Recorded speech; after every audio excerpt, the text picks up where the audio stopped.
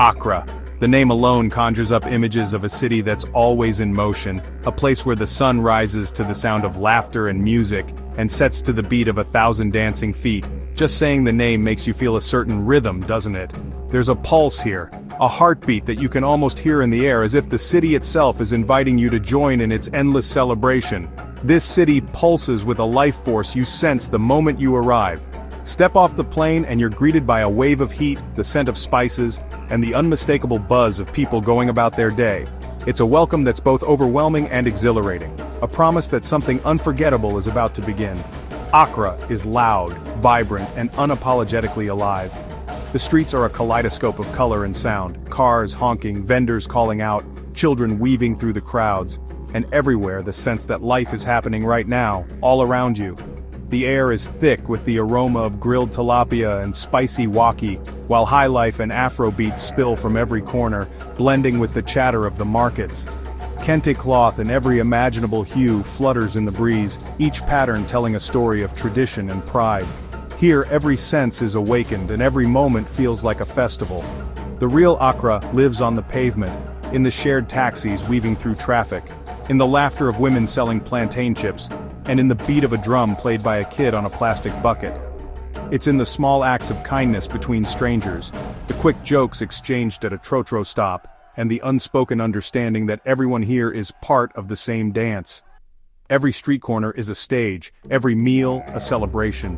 Whether it's a family gathered around a steaming bowl of fufu, or a crowd cheering on a street performer, there's a sense of community that draws you in and makes you feel at home, even if you've just arrived.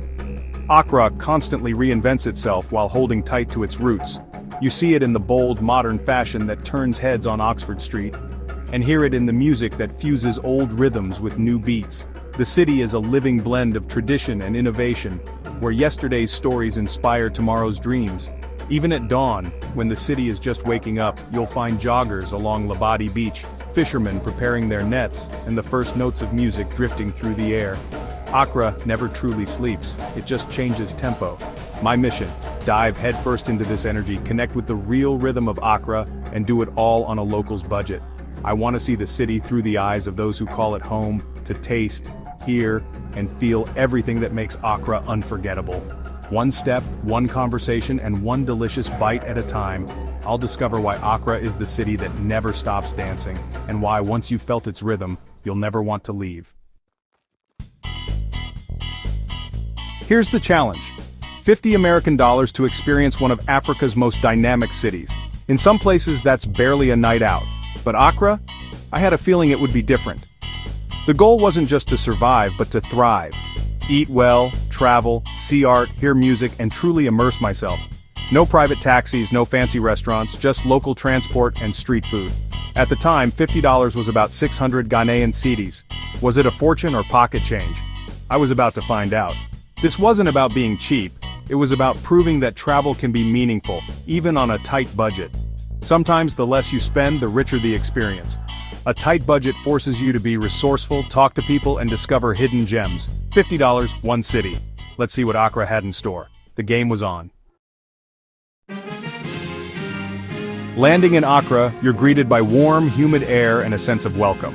I exchanged my $50 for a thick stack of cedis, my entire adventure in my hands. Instead of an expensive airport taxi, I found a trotro, Accra's iconic minibus, for less than $1.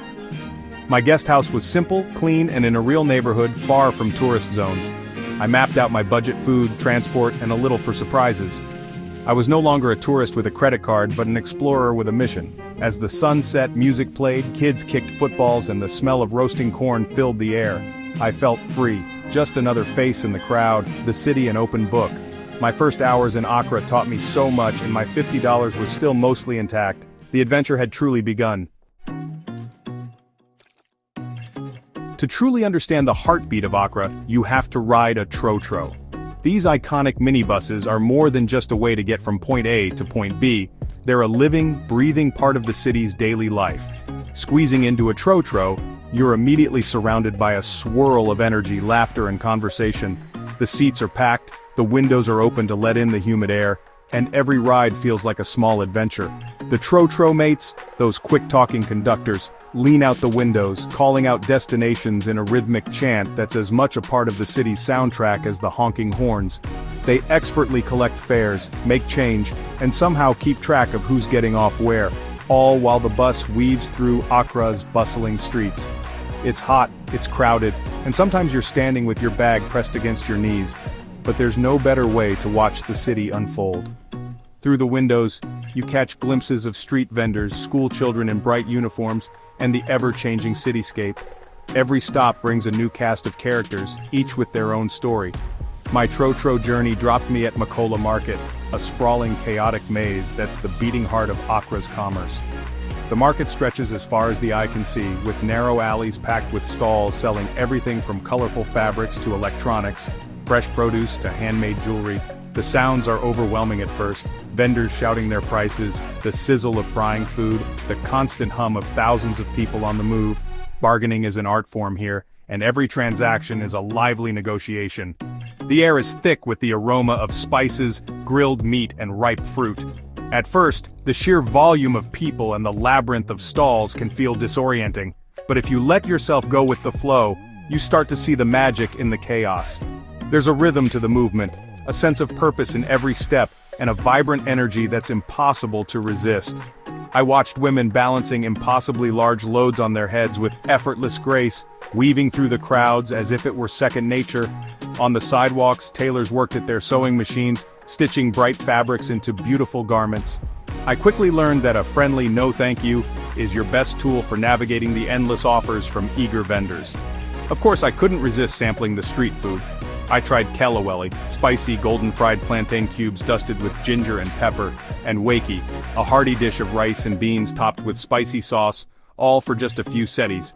The flavors were bold, the portions generous, and every bite was a new discovery. Sitting on a plastic stool by the roadside, surrounded by locals, I realized I wasn't just a tourist anymore. I was part of the daily rhythm, sharing a meal and a moment with the city itself. The simple act of eating on the street made me feel connected in a way no restaurant ever could. Here, food is more than just sustenance. It's a way to connect, to share stories, and to become part of the community, even if just for a day. Breaking bread with strangers, I felt the warmth and hospitality that Accra is famous for. My $50 budget meant I had to eat like a local. And in Accra, that's not a limitation, it's a blessing. The best food isn't found in fancy restaurants, but right here on the street, where recipes are passed down through generations and every meal is made with care. Watching vendors prepare food with practiced hands, I realized that the street is where Accra's culinary soul truly lives. The energy, the flavors, the people, it all comes together in a way that's uniquely Ghanaian. Every bite was a taste of the city's soul, a reminder that sometimes the richest experiences come from the simplest moments. Accra's creativity is everywhere, on walls, in music, and in the vibrant energy that pulses through the streets. The city is a living canvas, where every corner tells a story, and every mural is a testament to the rich cultural heritage and artistic expression of its people. You can see it in the way people dress, with bold colors and unique styles that reflect their individuality and pride in their heritage. Fashion here is not just about clothing, it's a form of self-expression and a celebration of life. In Jamestown, murals tell stories of heroes in history, turning the city into an open-air gallery.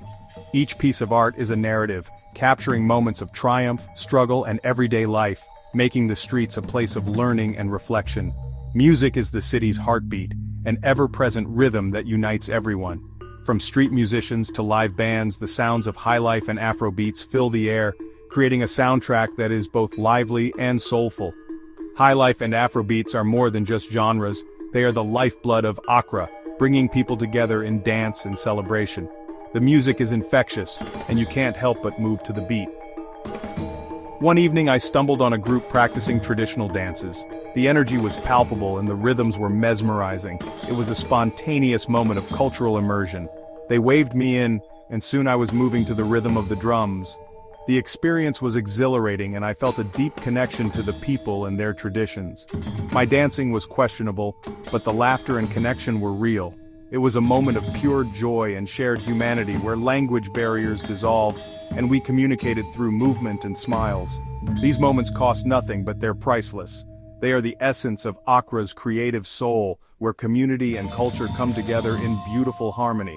Culture in Accra isn't just observed, it's shared. It's an invitation to participate, to be a part of something larger than yourself, and to experience the warmth and hospitality of its people. The streets are a runway, with people expressing themselves through bold, beautiful fashion. Every outfit is a statement, a piece of art in its own right, reflecting the creativity and spirit of the city. With people expressing themselves through bold, beautiful fashion, the city becomes a vibrant tapestry of colors and styles, each person adding their unique thread to the fabric of Accra. Even on a budget, I wanted a piece of this artistry. The local markets are treasure troves of handmade crafts and accessories, each item telling a story of its own. I bought a handmade beaded bracelet in Ghana's colors, a small, meaningful souvenir. It was a tangible piece of the city's creative spirit that I could carry with me. Accra's creative spirit is infectious. It's a city that pulses with life and creativity, inviting everyone to join in the celebration. It's a city that invites you to join in, not just watch. The inclusivity and warmth of its people make you feel like you belong, even if you're just a visitor. And that's what makes it unforgettable. Accra is not just a place you visit, it's a place you experience. A city that leaves a lasting impression on your heart and soul. How did I make $50 last? Simple rules. Rule 1, live like a local. Eat, travel, and shop where locals do. Street food is tastier and cheaper than tourist cafes. Rule 2, walk. Accra's best neighborhoods reveal themselves on foot. For longer trips, the Trotro is your friend, cheap and authentic. Rule 3, bargain with a smile. It's a friendly dance, not a fight. Rule 4, embrace simple pleasures. Watching fishermen at sunset, listening to debates at a Kenki house, or people watching with a cold drink, almost all free. My biggest splurge? A fresh coconut, expertly chopped open for less than $1. The $50 budget wasn't a limitation, it was a key to a more authentic city. Every cedi spent brought me closer to the real Accra. The best experiences cost little or nothing. That's the secret to traveling well here. What truly makes Accra special is its people. The warmth and friendliness here are unmatched. Greetings, smiles, and genuine offers of help. A woman once left her stall to walk me to a mural, refusing any payment. You are a visitor, you are welcome. Trotro mates explained routes, elders shared stories, and kids insisted on selfies. These weren't transactions but real connections. Accra's greatest treasure is the heart of its people. If you're curious, put Ghana on your travel list. Step out of the hotel, leave the tour bus, and let the city guide you. Don't fear the unknown. Getting lost is just a chance to discover something new. Try the food even if you don't recognize it. You might find a new favorite. Engage with people, ask questions, share a smile. Visiting Ghana is more than a vacation. It's an education in resilience, community, and joy. You'll return with stories, memories, and a new perspective. The real treasures of Accra are accessible to everyone, no matter your budget. They're found in the rhythm of the streets, the taste of the food, and the warmth of the people. Go and find your own rhythm. Let Accra teach you how to dance. My time in Accra ended with an empty wallet but a full heart. The value of travel isn't measured in dollars but in moments of connection and stories shared. Your support lets us keep exploring and telling these stories. It helps us show the world the joy, art, and spirit I found in Accra. Thank you for coming along on this journey. Together, we can keep telling the stories that need to be told.